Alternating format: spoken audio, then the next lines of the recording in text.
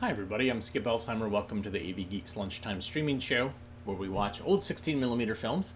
And it was a British educational film, probably made in the late 20s, early 30s, called Battle of the Plants. Lots of amazing time-lapse photography in there, and some drama. Very much enjoy that. Hey, thanks for some of you for watching the very impromptu, what was it? 16mm silent stock footage stream show, which I started on Saturday early or late morning and ran until about 11 o'clock today. I had 60 hours of footage, and this was all the outtakes from the Coronet collection, and not even all of them, just 60 hours worth. So we did about 45 hours total, and so I would periodically kind of check in to see how things were going. Some people loved it. Some people were like, what's going on? So anyways, no reason for doing it. Just every once in a while I like to experiment and see what type of attention things get and all that. So anyways, and it was like an incredible mixed bag of stuff. It was all over the place. So thank you for tuning in on that. So I'm going to try to get this scanner to thread up this film tension, and we'll start watching it. Did I actually call it the right thing? I did not. This is one of the Healthwise series. So we know it's going to have a couple of things in it that we love/hate. One is puppets. Two, maybe a song or two. So these could be candidates for Toe Tapping Tournament 2024. By the way, I have, again, reasserted that we are not going to compete with Found Footage Festival until they pay up for 2022, which might happen in the fall now. So I'm still holding them to it. But anyways, we're going to try this out. Let's see if this works. It's been very ornery today. And we're going to try to do this before the storms come in, because there's storms coming. And so what we'll do is we will tempt fate by actually, after showing this, I'll show you films about storms. Yeah. All right. Enjoy.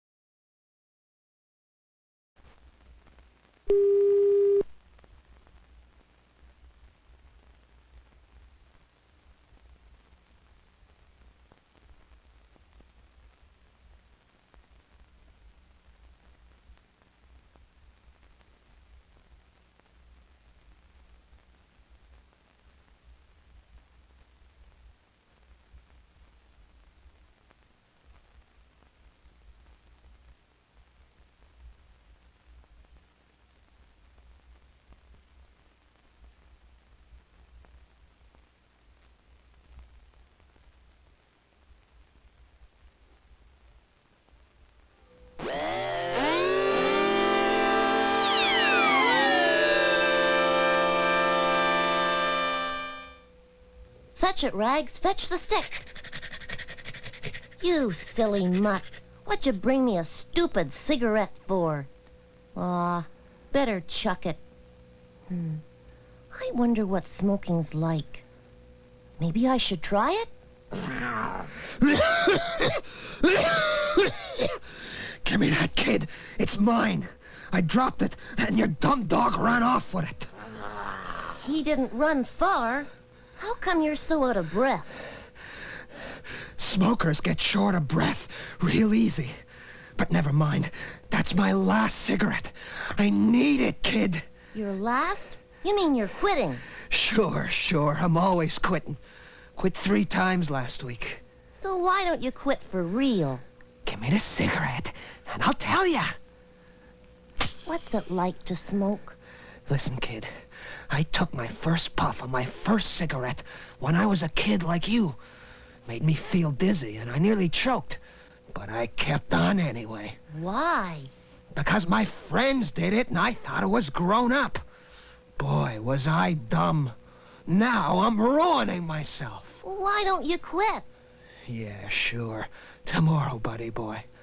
I'll quit tomorrow. Gee, why is it so hard to quit smoking? I need to get the lowdown on this stuff. And I know who'll give it to me.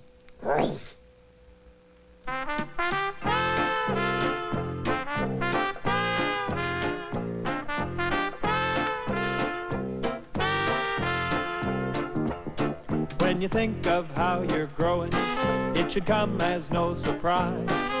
The more we learn about ourselves, the more we realize. It helps to be health-wise. We're growing health-wise. It helps to be health-wise. Health-wise.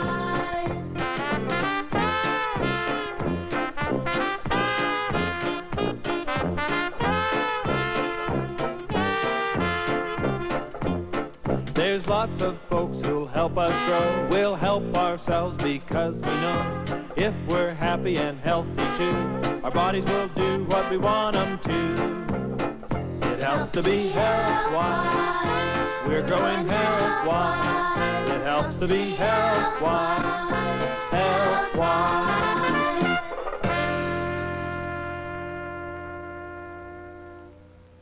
But the thing is, Dr. Jonas, he said he was dumb to have started smoking, and he kinda wanted to quit, but like, he couldn't. Sounds to me, Spinner, like that guy was saying he wished he'd never started to smoke. You see, when he was young, we didn't fully understand the dangers of smoking, what smoking does to you. Have a look at this.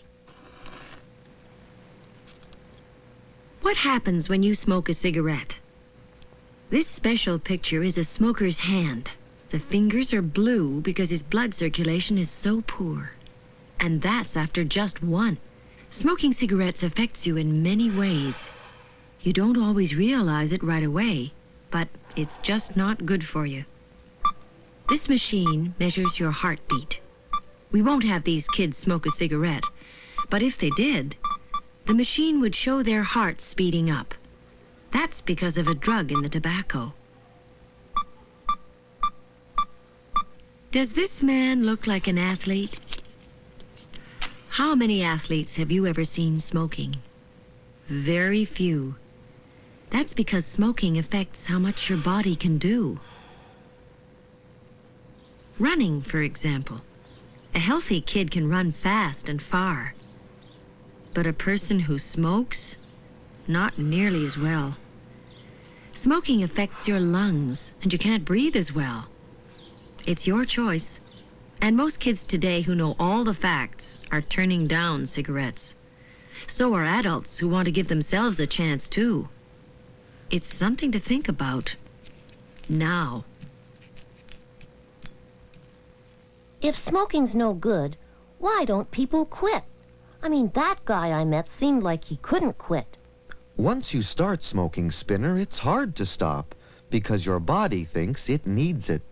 And if your body doesn't get the effects of a cigarette, it sends out urgent signals. I want one. I want one. Well, this situation is called a dependence. And the drug in the cigarette is what causes it. I'm glad you said the word drug, 'cause I need to know about those too. You mean stuff from a drugstore? When you go with a piece of paper from your doctor, and the only thing you can read on it is your name? Okay, Squirt. I've had complaints about my writing before. But let's sort out what a drug is. Basically, a drug is some substance you take into your body which makes your body change.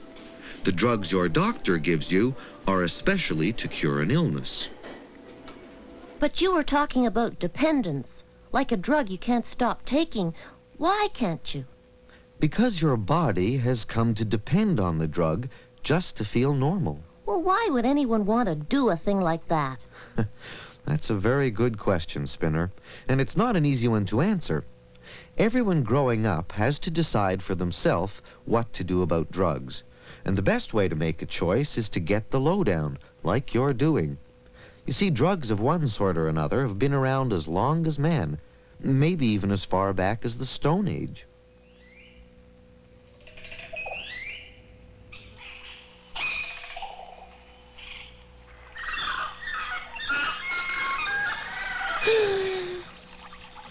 It's funny. Part of me feels like I want to chase prehistoric squirrels and have lots of fun. And another part of me feels I'm gonna flunk my Stone Age geography test tomorrow if I don't study. And I feel kinda lonely. Hi, Snorty. No, cut it out, Pterodactyl. No one knows that's my name. How can I be a cool with-it Triceratops with a nickname like Snorty?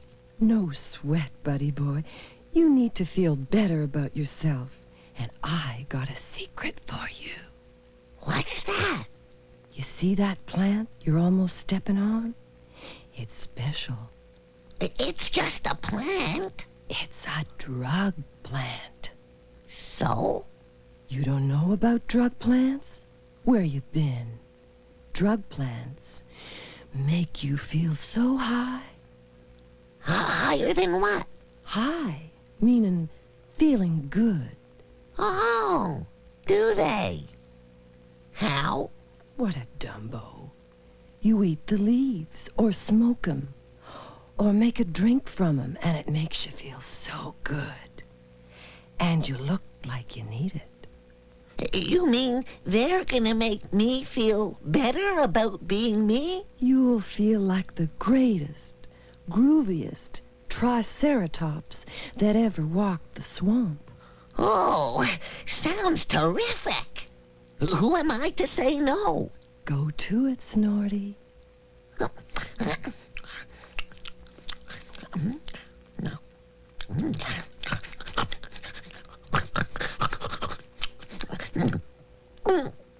Oh, wow. Snorty is wonderful. Snorty can do anything.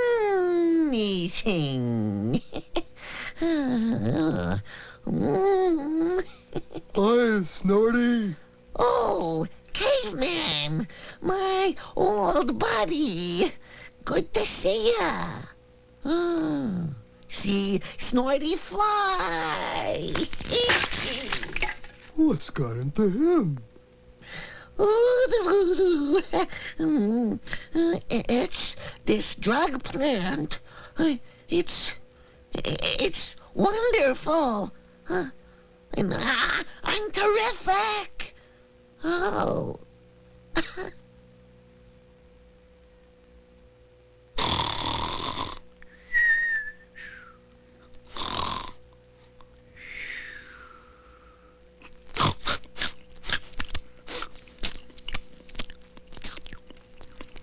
Had a good sleep, Snorty? Don't call me that. It bugs me. Wanna go hunting? Nah, I'm gonna have some more of that drug plant. Hey, wait a minute. Get out of my way. What's that stuff doing to you? Makes me feel good. Listen, I can see what effect that drug plant has on you. It may have made you feel good for a bit, but you weren't acting so great as you thought you were. Then you ate a lot and slept a lot. Now you're grouchy. I'm not. And you don't want to do anything except have more of that stupid plant. If you think being like that is such a big deal, go ahead. It's up to you. Well, you see, no. I don't want to be like that. Not me. Atta boy, Snorty! Let's go hunt Tyrannosaurus Rex. Why didn't the caveman just tell Snorty not to do the drug thing? Well, I don't like to be told what to do without a reason. Do you, Spinner? No, not much. It makes me feel like a baby. Right. By always telling people what to do, we don't give them a chance to figure things out for themselves. Now, taking any kind of drugs, as the caveman said, is up to you. But how do you make up your mind? It can be hard. The best way to make a choice like this is to get as much information as you can. Talk to different people about it, adults as well as your friends, and then make your own decision. I'm not always sure who to believe. Oh, there's so much to find out. Sure, but finding out is also fun, and you get to know a whole lot of things. And you two are terrific finding outers. There's a lot to find out about drugs, and every drug is different. Did you know alcohol is a drug? Many people drink a little with their meals. It doesn't hurt them at all. In fact, it helps them relax, and they enjoy the taste. Come on, Shawnee, have your dinner, okay? Daddy, will you please come out and play with me in the garden? All right, Pumpkin. But some people let drinking interfere with their lives. Drinking becomes too important to them. They ignore friends and family. Please. I'll come soon, I will. Please. I will, don't worry. Look, I just want to see the tail end. There isn't that much. I'll be there. I'll be there. Alcohol makes other people angry and upset. They may not even know it or be able to stop. They often don't realize they're hurting people they love. Living with people who drink too much can be very hard. No matter how much you ask, they sometimes can't stop. When they made their decision about drugs, it was a poor one for everybody. What do you think about all that, Spinner? What are you gonna do? All I know is I'm too young now to fool around with any kind of drugs. I'm just going to carry on finding out about them. Me too. I'm gonna ask my friends what they think. Hi, Spin. Hi, Elliot. You been dealing with something heavy? I've been finding out about smoking. You ever tried it? Are you kidding? How could I keep up with my sports and smoke too? I'd be finished. What would you do if someone asked you to try some other drugs? What would you say? I'd say, man, I'm not into body pollution. Don't you think they'd make fun of you when you said no? I guess. Probably call me a nerd. So what? I'd tell them, you'll have the hassle on that stuff, boy. Not me. Neat answer. Sure helps to know what to say. It ain't always easy, Spin, but we're learning. Yeah, I'm with you, Elliot. Another nerd, huh? Nerd snerd. We got the smarts on them. You bet. Let's go shoot some baskets.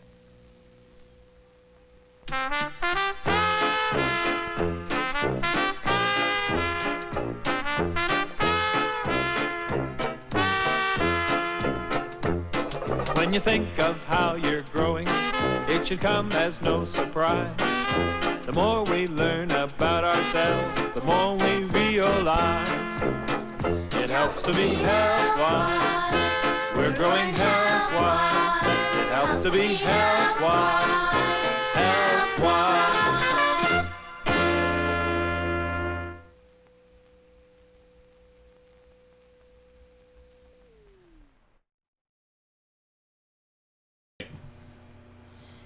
No songs in that beyond the title song. That's kind of a downer. I was expecting something, but what a wonderful way to talk about substance abuse. All right, so according to various weather forecasting things, we have a big storm coming our way. The Midwest has suffered through it, and now we will.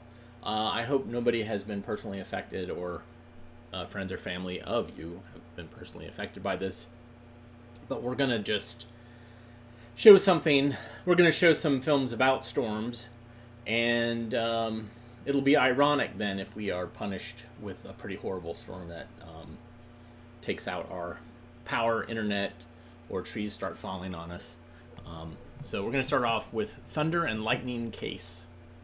Enjoy.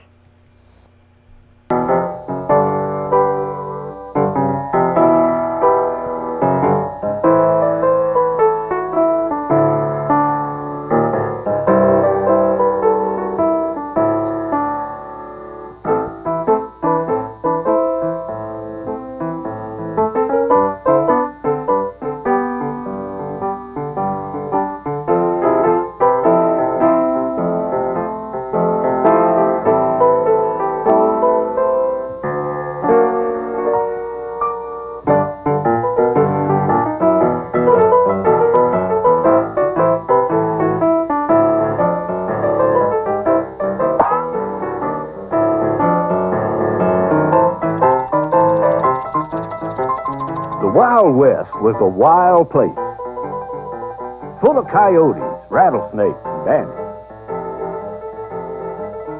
Bandits were everywhere.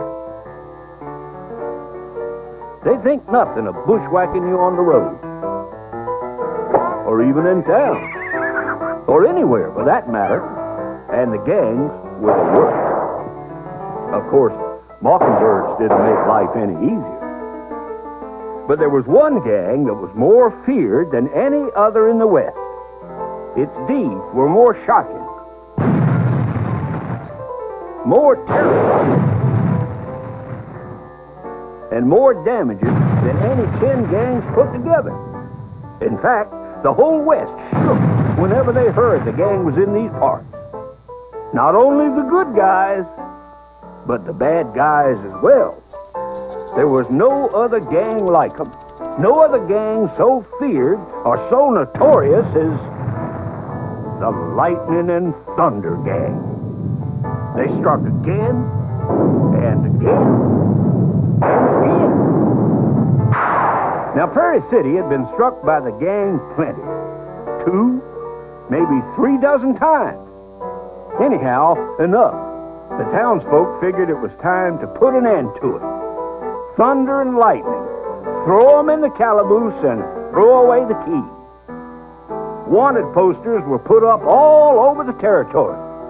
A posse was formed of the town's bravest souls. After chewing the fat for a while, they got down to business. First, they had to figure out who the gang really was, how it operated, and where it would strike next. How are we going to find them? They're all such cowards, they only strike during a storm. This is going to be a cakewalk. When lightning and thunder says, They're shaking their boots. they're pushovers. It was obvious the posse didn't know the first thing about lightning and thunder. They're wimps.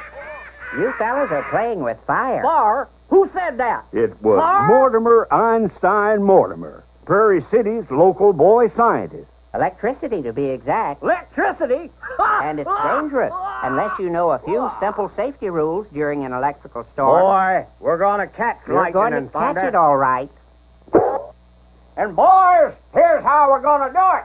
You see, we challenge the gang to a duel on Never stand on high ground during an electrical storm. Always stay low. Of course, Mortimer was right. During a lightning and thunderstorm, the most important rule of safety is to avoid high ground. You should always stay on low ground, not under a tree, and remain crouched as low as possible. Now, the posse didn't want to listen, but they'd find out soon enough. Mortimer had also tried to tell the posse that during an electrical storm, you should immediately drop all metal objects. Fishing poles, tennis rackets, golf clubs, even take off golf shoes with cleats. Lightning is attracted to metal. Strike one. Wait, it just got flashed. So did we all. What if we go down to Always the stay lake out of the and... water during an electrical storm. Mortimer was right again. You should always stay clear of water during an electrical storm. If you're in a boat, crouch down as low as possible. Get under the deck if you can, and stay away from the mast. If you're swimming, get out of the water immediately. Oh, lightning! Yoo-hoo! Sweetie pie! Ripped again. I say we trick 'em into coming to the OK Saloon. Be careful of lightning, even if you're indoors during an electrical storm. Confound it, boy! Quiet! Mortimer was right again. During an electrical storm, you should avoid open doors and windows, radiators, sinks and stoves, anything metal. Don't use plug-in electrical appliances, and stay off the phone. Sometimes lightning can travel right through the wires to the phone in your hands. Lightning can be dangerous, but there's nothing to be afraid of in an electrical storm if you know and follow Mortimer Einstein Mortimer's few simple rules. The posse, of course, never learned a thing. They tried again and again to catch lightning and thunder. Nothing they did seemed to work. Finally, Mortimer couldn't stand the sight of scorched ignoramuses anymore. The next time lightning and thunder showed, he flew into action. remembered to keep safely away from the danger. You fellas ought to turn yourselves in or something. You're getting a pretty bad name around here, and I know you could clear things up in a flash. Oops. Lightning and Thunder had to agree with Mortimer. They hadn't meant folks any harm. They realized the best thing to do was to come down and help get the facts straight. So the next time the posse set out after Lightning and Thunder, lo and behold, they got lucky. The notorious Lightning and Thunder gang. String 'em up! Yippee-yahoo! Tweak their toes! Sit down! Thunder, Yikes! lightning, Get up, you little pyro! never seem to want to do the right thing. Always finding ways to be fighting. But when they come around the know, rain may fall and wind may blow, but in the gentle afterglow, you just might see a rainbow. The trial did not go well for Lightning and Thunder, since Lightning could not speak, and Thunder had, well, a very limited vocabulary. It soon appeared the gang's goose was cooked. Shocking! Just shocking! I pronounce you... Wait, Your Honor. It was Mortimer again. You don't understand Lightning and Thunder. Them's the varmints that burned down my barn. The crowd turned ugly. But Mortimer continued. What Lightning and Thunder did was quite natural. And they'll do it again. Not if we have our way. The crowd was not about to hear this kind of talk. That is, not until Mortimer flew into action. You see, basically, lightning is a giant electrical spark. Electrical? A flow of electricity that moves between clouds, or between clouds and the earth. What's electricity got to do with any of this? Well, Your Honor, to understand lightning, you have to understand something about electricity. All matter, you, me, a barn, a tree, is made up of atoms. Atoms consist of negatively charged particles of electricity called electrons, and positively charged particles called protons. When an atom contains equal numbers of electrons and protons, it is neutral. When it adds some electrons, it becomes negatively charged. When it loses some electrons, it becomes positively charged. Clouds? What does all this have to do with clouds? Clouds, like all matter, carry an electrical charge. How do they become electrically charged? Scientists believe this results from the rise and fall of water within a cloud. A cloud is made up of billions of water droplets. As the heavier droplets fall, they split into larger and smaller drops. The larger drops become negatively charged and fall to the bottom of the cloud. The smaller drops become positively charged and are carried by air currents to the top of the cloud. Well, what's the importance of an electrically charged cloud? None, until the cloud passes close to an object with an opposite charge, like the Earth. That's when a basic rule of electricity comes into play. Opposites attract. That is, to create any flow of electricity, you need two atoms, or objects, with opposite charges, positive and negative. Atoms and all other objects with the same sort of charge repel one another. So you're saying the Earth and a cloud must be charged oppositely before any flow of electricity can happen? Yes, when the negatively charged bottom of the cloud comes close enough to the Earth, which is positively charged during an electrical storm, the spark of electricity, which we call lightning, results. Can lightning pass between the positive and negative sections of a cloud? Absolutely. Opposites attract. Will lightning always happen whenever charged clouds come near the Earth? No. Layers of air are often strong enough to insulate or act as a barrier between the positive and negative poles, thus keeping the electrical charges we call lightning from ever developing. Sounds to me like lightning was just going about its everyday business. How come lightning hit my barn, not my neighbor's? Your neighbor protected his property with a lightning rod. That's just a device for guiding the flow of electrical current safely. See how it's attached so that it's higher than the rest of the building? Travels down the side and into the ground? That's because lightning always strikes the highest positively charged object in the area. it will avoid the building, hit the metal rod, and flow harmlessly into the ground. What about that little loudmouth? How come it scared my little girl? It didn't mean to.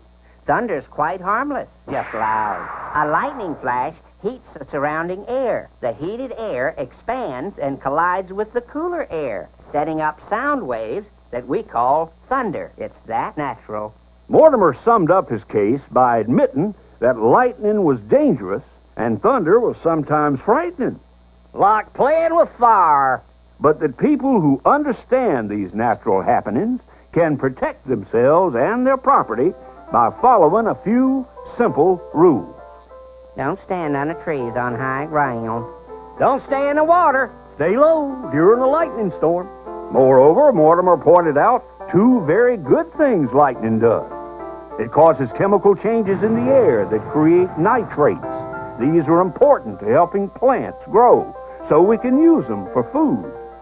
Lightning also creates ozone, a gas that forms a layer high above the earth and protects us from some of the sun's harmful ultraviolet rays. Charges dismissed. Lightning and thunder were very pleased. The people cheered, and although they thought better of shaking hands with lightning or even slapping him on the back, lightning and thunder understood their sentiments exactly. To show there were no hard feelings, lightning and thunder that very night put on a natural display of fireworks, the likes of which Prairie City had never before seen. It goes without saying that Mortimer Einstein Mortimer was made Prairie City's weatherman. His first official act was to distribute lightning rods to everyone in town. And that, my friends, is the true tale of the case against lightning and thunder. In your throat you feel a kind of tightening, like someone's out there doing dynamite. When I see the mighty flash, it gives me such a nasty rash. And when I hear the heavens roar, it makes me sink right to the floor. Thunder, lightning, thunder, lightning, thunder. Chapter? It seems like it was pretty good, so maybe that's a Healthwise let us down today, but Thunder and Lightning case brought us back. All right. Speaking of storms, we have this film, which is called Storm, and it's about a storm. And hopefully, this is not triggering anybody who's just survived a storm or in recent memory has survived a storm. But it is one of those. I don't know if this is made by National Weather Service or if this is, if this is a federal government project or what the deal is. I don't have that information handy, but it does set up all the drama. So here it is, Storm. Enjoy.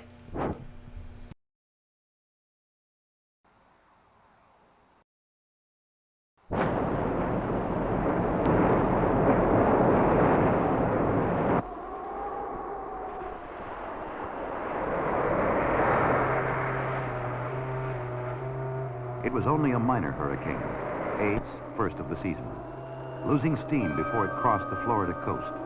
Hurricane winds yielding rapidly to rain as it headed north toward Georgia and the Carolinas, and downgraded even before it reached the Appalachians into nothing more than a tropical storm.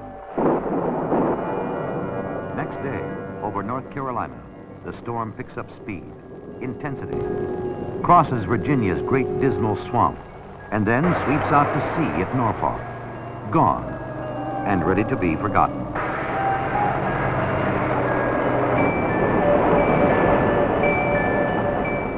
Then Agnes surprises, changes her mind. Suddenly she loops inland again over New York State, meets a low-pressure front from Lake Erie, begins swinging like a giant wheel with Pennsylvania as the hub, and torrential rains start falling.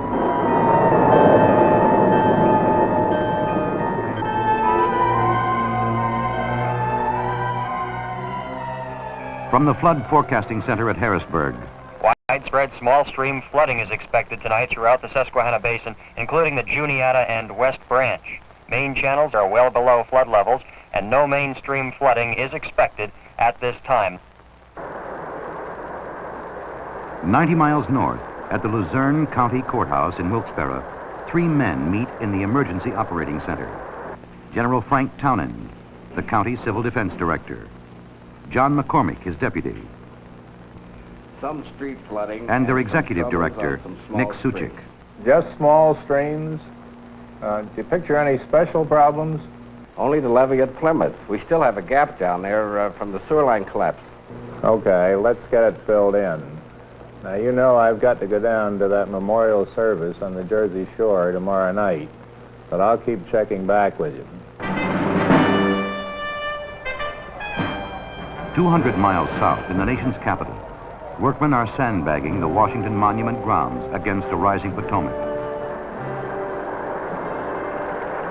Just across the river in northern Virginia, flash flooding on small streams is beginning to drive hundreds from their homes.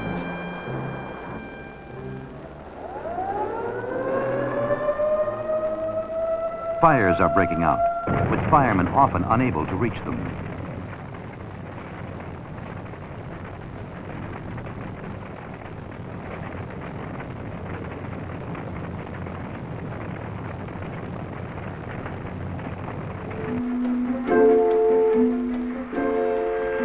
In the morning. Flood bulletin from the U.S. Weather Service at Harrisburg. Thursday, June 22nd. Severe local flooding is occurring in the Harrisburg area. Heavy rain is continuing and near disaster conditions are developing locally. Many families are being evacuated. Driving is hazardous and will continue so into this morning.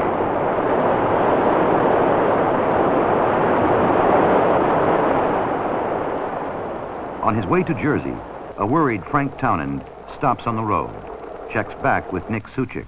It's getting critical, General. Harrisburg is predicting a 24-foot crest for tomorrow, and it could get worse. We're expecting at least 5 inches of rain. Okay, Nick, I'll come back.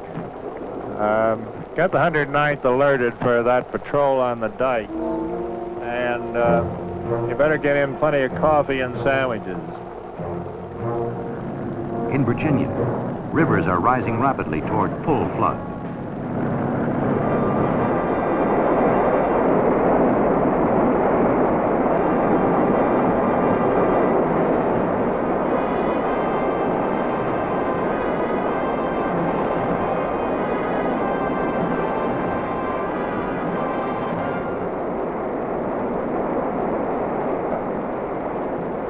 On the old C&O Canal, just north of Washington, 2 youngsters decide to go sightseeing in a canoe, are swept away into a grove of trees.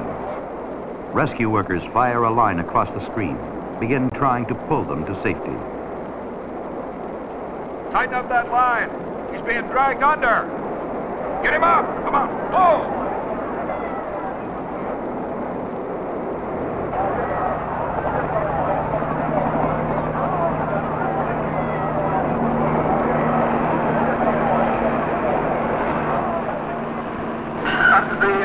The collar won't make it through the trees, but the forest penetrator will.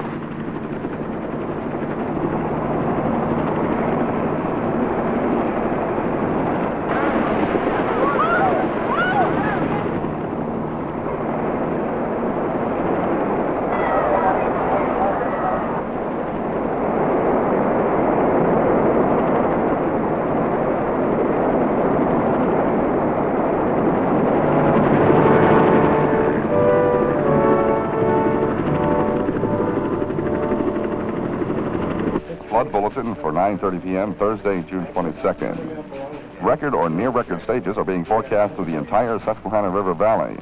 Towanda, Pennsylvania, 25.8 feet and rising. Wilkes-Barre, 20.6 feet and rising. Sunbury, 26.2 feet and rising. Williamsport. By evening, Frank Townend is back in Wilkes-Barre, his entire staff mobilized for emergency duty at County Courthouse.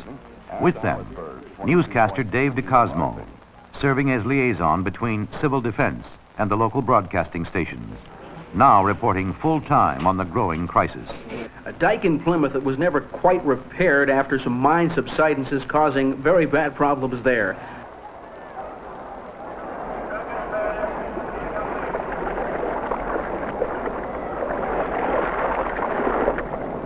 At 11 o'clock, General, the gap in the levee can't be raised above 32 feet. That's serious. The forecast now is for 34 feet. That means we have to evacuate the people in Plymouth. John, here's what I want you to do. Go down to Plymouth and check with Burns and with George Davenport on the evacuation. If you're in Plymouth or in those low-lying areas, get out now. Plymouth must be evacuated. You do have time. Don't panic. But please, leave now. Everybody up! Everybody out! Everybody out! What up, man? Everybody out. You have 2 hours to evacuate. Everybody up! Everybody out! 2 hours to evacuate. Plymouth is evacuated.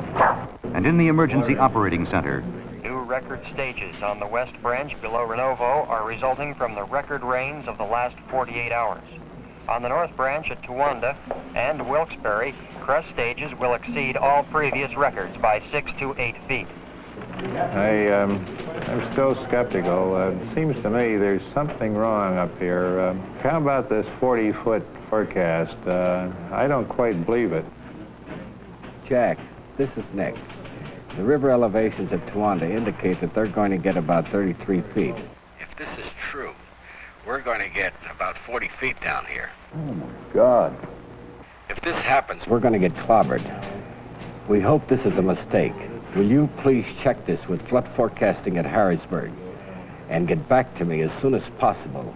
the question is relayed through state civil defense. And quickly, confirmation comes back. Big trouble upstream. Wilkes-Barre will face it tomorrow. Okay, gentlemen, here's the situation now. The forecast is for 40 feet at sometime around 10 o'clock to noon this morning. We've got to get people out there and work on the dikes, get them built up as high as we can, with the hope that we may be able to hold it. Now, we're pretty pessimistic, and if White is right, we're not going to hold it. But it's better to try than not to do anything about it. The other thing we've decided is this, that we're not going to notify the people to get out until morning twilight. We don't want to take people and put them out in the streets in the pitch black right now where they won't know what's coming or what's happening. So this announcement is going to come out to the general public at 5 o'clock. Now, in the meantime, we're going to get the contractors and the gravel piles and the sand piles and the sandbags stored along the dike so that we can work much more rapidly as soon as we get the people out after 5 o'clock. We're going to have to sandbag the levees, both sides of the river. We're going to need 100 trucks, Addy. Sandbags, paper bags, plastic, anything you've got that'll hold sand. Put this material on your porch and turn your porch light on. I want 50 tons of sand at the Ross Street pumping station, and I want it there by 5 a.m.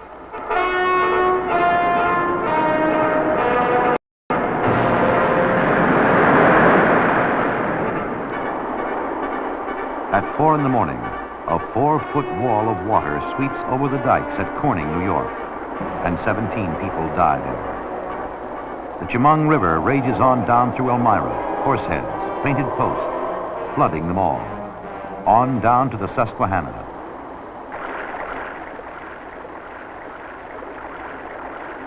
Flash flooding has put a bulge in the river at Harrisburg, too. And river rescue crews are pulling victims out of the water. Welcome ashore. Hey, Gilbert. Are you all right? Yeah, they chased me out of my warm bed. You didn't want to come. No, I was going to stay. How long did you think you could stay there? Well, let's put it this way. I've been there a little over 48 years. So I figured I'd stay a little longer. At 5 a.m., first light, Townend goes on the air with the public warning. This is very bad news for Wyoming Valley. We don't want to scare anybody, but the time is important.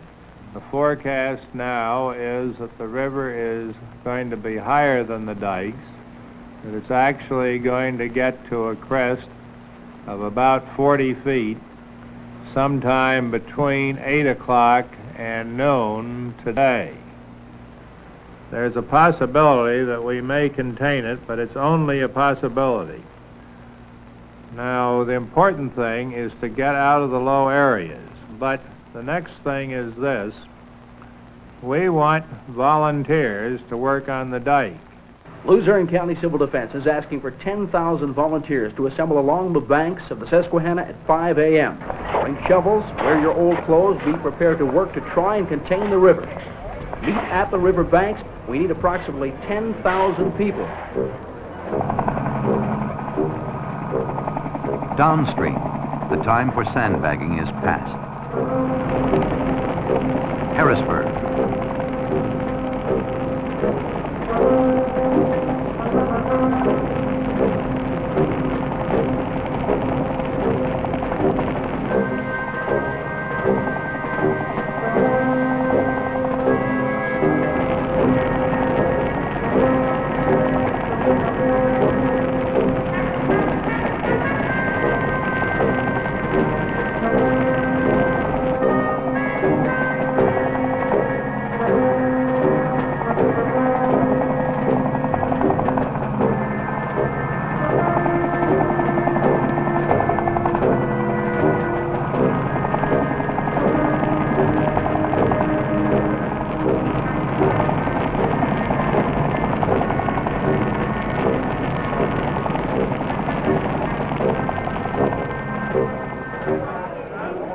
Wilkes-Barre is still holding out, but barely. A very important announcement here. The sightseers, please leave East Market Street. The dikes are getting pretty bad now, and what they don't need is you hanging around. Water is creeping up on the courthouse, backing up through the sewers, flooding the sub-basement and the emergency control center. The civil defense staff is forced to relocate upstairs.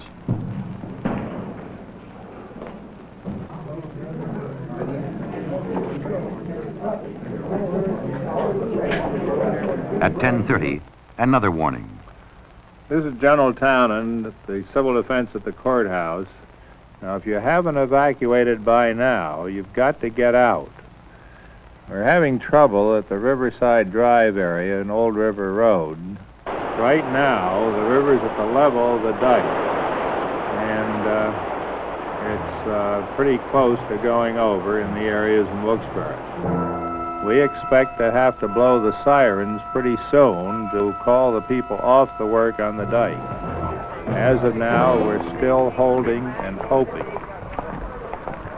An extreme emergency exists in the Wyoming Valley with heavy emphasis in the Wilkes-Barre area. They are expecting to lose the battle with the dike at any time. At 10 after 11, John McCormick reports from the riverfront. General, I'm down here on Riverside Drive, and as it now looks, we've had to clear it. The water is coming over. That's all we can do. The city waits.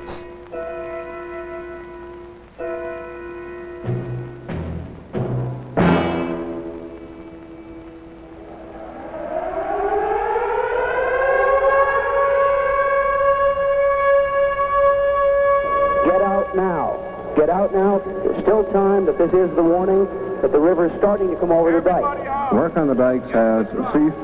The water is expected to break through. Keep your head about you. There are plenty of people around to help you out. You have places to stay. You will have food. You will have bedding. You will have everything. So don't panic. Just get yourself to safety as quickly as possible.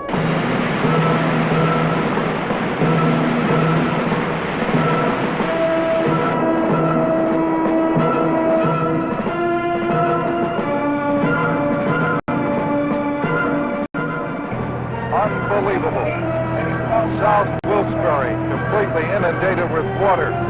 You can't even see a road, a side road, an alley, a back street, or a backyard. The water is cresting at the first floor of many of the homes in the South Wilkes-Barre section. All it is muddy Susquehanna. Wilkes-Barre Police, anyone who has a boat, requested to bring it to the police department.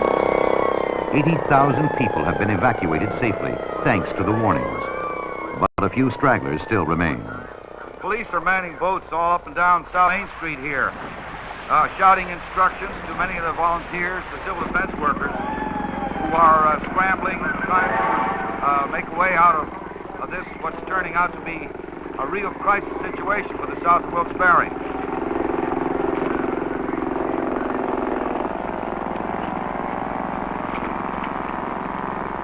There were some explosion reported. There's a fire over in another section of town. The smoke is still billowing into the air, and there's still no report that firemen have been able to get to that place in any great number. Civil Defense calls on the Naval Reserve Center at the airport for help. Okay, Tower, this is Navy Control. Where's the whereabouts of your Beaver aircraft for firefighting? We'll need all aircraft the vicinity of downtown Wilkes-Barre. They can't get any engines in. Calls for help keep pouring in. We have a report of 4 people on a rooftop, corner of Church and Rudder, Kingston. Kingston. Okay, get Tower. I think we have an HS-2 aircraft working the Wyoming area. Roger, Tower's going to free him up. I need him to Rudder and Church for a pickup of 4 people on a rooftop. On a rooftop.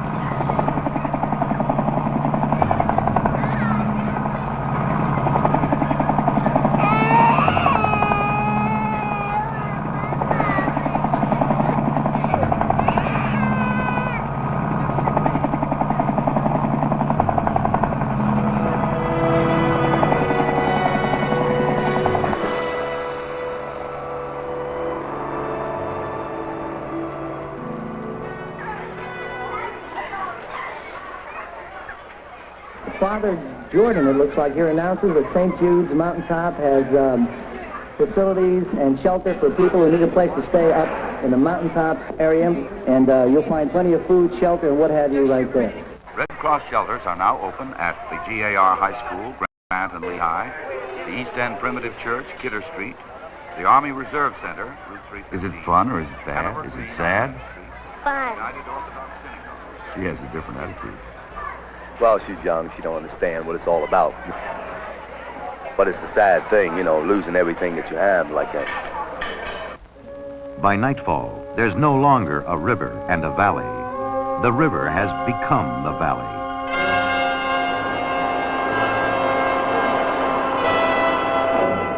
All the great rivers are in full flood. The Susquehanna, the Schuylkill, the Allegheny, and the Upper Ohio. And in Virginia, the James. The city of Richmond is deep under its second flood of the century in just 3 years. But this time, the civil defense planning and preparation that followed Hurricane Camille will cut the death toll from 151 dead or missing in that earlier disaster to just 13 in this one. And Wilkes-Barre still flooded out.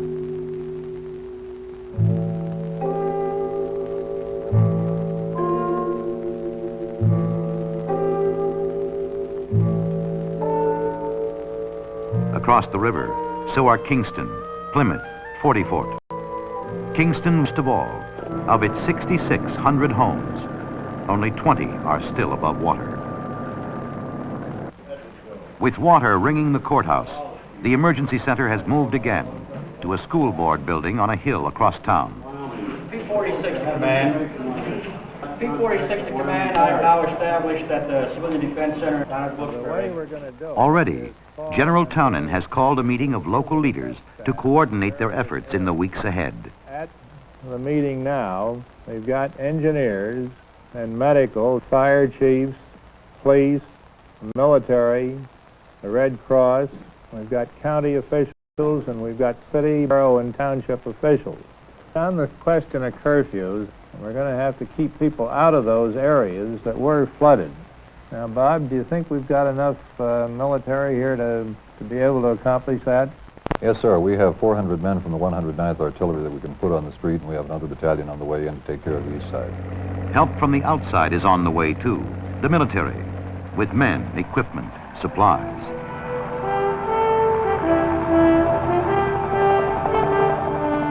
Every available helicopter within flying distance, Army, Navy, Air Force, Coast Guard, is being called in for emergency service. And planes are pouring in with thousands of tons of supplies. 2 main distribution points are established, too. One at the airport, the other at the Pocono Downs racetrack in Wilkes-Barre.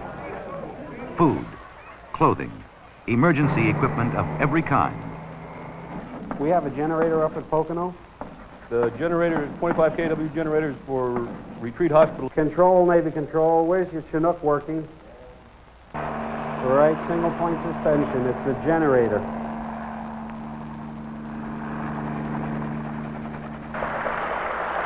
Finally, the flood is gone, leaving fish flopping in the streets of Kingston. And everywhere, mud. Sour, stinking mud.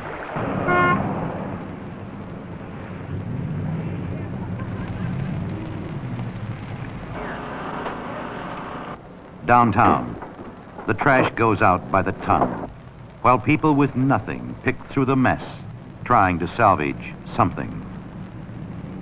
Suddenly, going home's become a bitter thing. When I first opened the door, this was the worst moment of all. You see everything topsy-turvy where it had floated up to the ceiling and then down again. And it is a real horror. Everything is gone. Oh, God, what are we going to do? Hon, you're going to get it. Oh, what are we going to do? People are just now beginning to realize just exactly how little they have left. When you see that yellow stuff pouring right through a beautiful home, I'm telling you what, break your heart. Really break your heart. In Luzerne County alone, more than 10,000 homes have been under a dozen feet of water. Only 2 had flood insurance. And rebuilding seems an overwhelming task. We don't want to give it up, but you can only do so much. And just how much can a human being's body take, and how much of a mental strain can they take at the same time, worrying about what they're going to do and where do we go from here? You need a little bit of help. We need a lot of help. We need help now. I mean, it isn't a little creek that overflowed. It's a whole valley that's destroyed. I have 6 more years to go on the mortgage. How are you going to get the money to rebuild? That is undetermined as yet. I have to wait and see what the federal government's going to give, what the state government's going to give, if they're going to give anything. Help of every kind is needed, and many are too old, too sick to walk very far to find it. To meet the emergency, hundreds of federal and state disaster workers are rushed in. Disaster assistance centers are set up to provide one-stop service, one place where people can come for whatever they need. Emergency medical help, mops and brooms for cleanup, food stamps, surplus foods, legal assistance, unemployment insurance, re-employment aid, small business loans on generous terms, other loans to rebuild ruined homes and replace lost personal possessions at extremely low interest. And for those who've literally lost everything, house trailers rent-free for a year. In the year ahead, the federal government will spend more than $3 billion for relief and reconstruction. Wilkes-Barre has been hardest hit of all, and so the White House sends a special representative, Frank Carlucci, born in this town, to organize and speed the rescue effort. And the Army Corps of Engineers will have its work cut out, removing millions of tons of debris. Helping the Department of Housing and Urban Development set up trailer villages for the homeless, building temporary spans over smaller streams.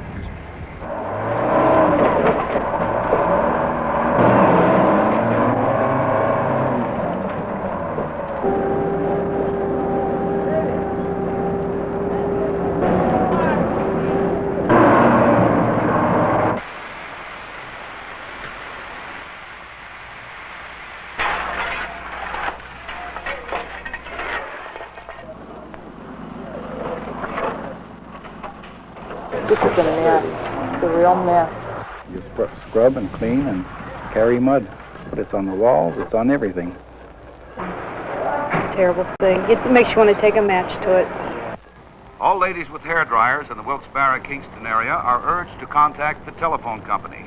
They are needed to dry out delicate electronic equipment so service can be restored. I don't see where they're going to live here for at least 3 to 6 months, at least. The smell has got to dry out. It stinks in here. And that's something. Smell that. I bet you'll be glad when this is all over. Woo-hoo! Oh, I certainly am a mess. Listen, you kind of took a beating, didn't you? We certainly did. Did you lose everything in the house? Everything from top to bottom. Just a little of our roof was sticking out. But we'll manage somehow. We're thankful for the years that we did have. We can remember them maybe, you know. Just the kids had a chance, now it would be all right. In time, the mud will dry into dust with no improvement. Thick, choking clouds of dust that have to be hosed down, washed away.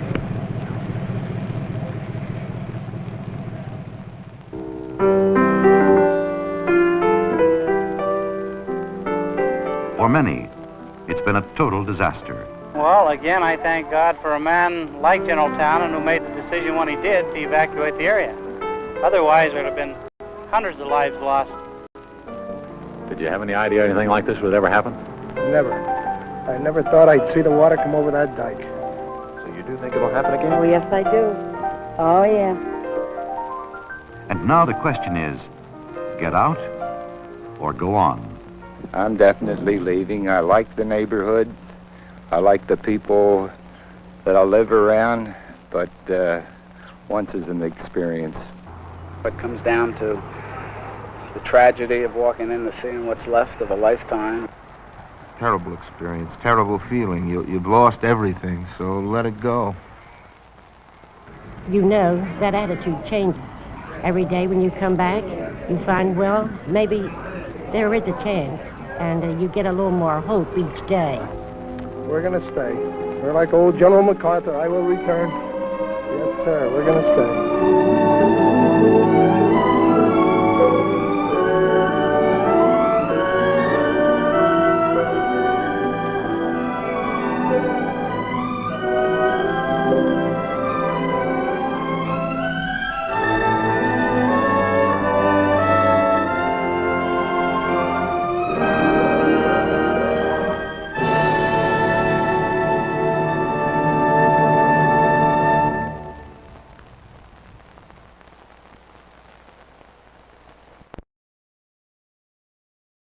Just tempting fate by showing a film about flooding.